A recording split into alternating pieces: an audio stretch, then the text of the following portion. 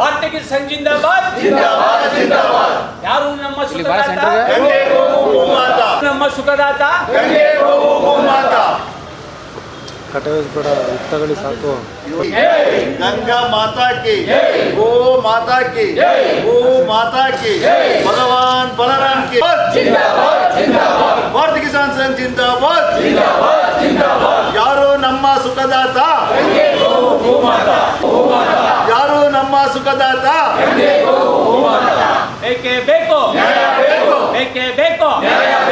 ಒಣಗಿರುವ ಬೆಳೆಗಳಿಗೆ ವೈಜ್ಞಾನಿಕ ಬೆಲೆ, ಬೆಳೆಗಳಿಗೆ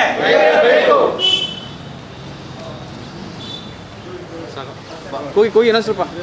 भारत माता की, गंगा माता की, भगवान बलराम की, भारतीय किसान संघ जिंदाबाद.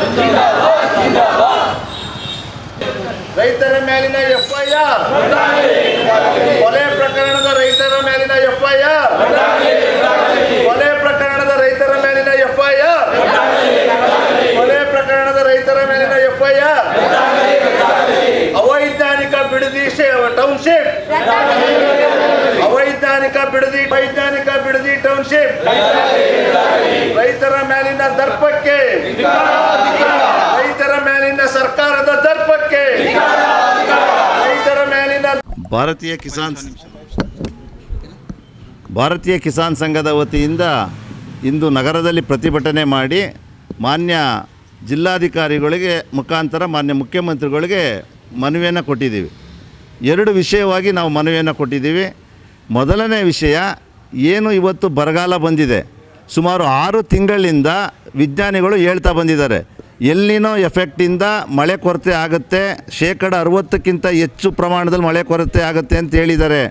ಆದರೂ ಕೂಡ ಸರ್ಕಾರ ಸರಿಯಾದ ನಿರ್ವಹಣಾ ಕ್ರಮ ತಗೊಳ್ಳದೇ ಇರೋದ್ರಿಂದ ನಮ್ಮ ಭಾಗದ ಎಲ್ಲ ಬೆಳೆಗಳು ಒಣಗಿದ್ದಾವೆ.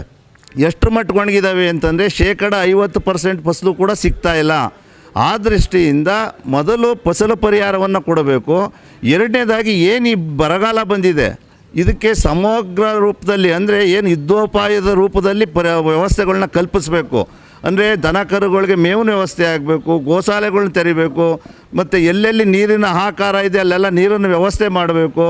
ಕರೆಂಟು 60% ಹಾಲಿ ಕಮ್ಮಿ ಉತ್ಪತ್ತಿ ಆಗ್ತಾಯಿದೆ ಅಂತ ಹೇಳ್ತಾ ಇದ್ದಾರೆ. ರೈತರ ಬೆಳೆನೂ ಒಣಗ್ತಾ ಇದೆ, ಇರೋ ನೀರನ್ನು ತಗೊಳಕ್ಕಾಗ್ತಾಯಿಲ್ಲ ಭೂಮಿಯಿಂದ. ಹಾಗಾಗಿ ಸರಿಯಾದ ಪ್ರಮಾಣದಲ್ಲಿ ಕರೆಂಟ್ ಕೊಡಬೇಕು. ಒಟ್ಟಾರೆ ಹೇಳಬೇಕು ಅಂತಂದರೆ ರೈತರ ಎಲ್ಲ ಸಾಲವನ್ನು ಮನ್ನಾ ಮಾಡಬೇಕು. ಇದು ಮೊದಲು ಬರ ಪರಿಹಾರಕ್ಕೆ ಸರ್ಕಾರ ತಗೋಬೇಕಾದಂಥ ಒಂದು ನಿರ್ಣಯ. ಇನ್ನು ಎರಡನೇದು ಅವೈಜ್ಞಾನಿಕವಾಗಿ ಬಿಡದಿ ಭಾಗದಲ್ಲಿ, ಕಂಚಕಾರನಹಳ್ಳಿಯ ಭಾಗದಲ್ಲಿ ಟೌನ್ಶಿಪ್ಪನ್ನು ಸರ್ಕಾರ ಮಾಡಲಿಕ್ಕೆ ಹೊರಟಿದೆ.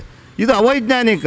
ಯಾಕೆ ಅಂತಂದರೆ 2013ರ ಆಕ್ಟ್ ಪ್ರಕಾರ ಯಾವುದೇ ಕೃಷಿ ಭೂಮಿ, ಫಲವತ್ತತೆ ಭೂಮಿಯನ್ನು ವಶಪಡಿಸ್ಕೊಳ್ಳೋಂಗಿಲ್ಲ, ಭೂಸ್ವಾಧೀನ ಮಾಡುವಾಗಿಲ್ಲ.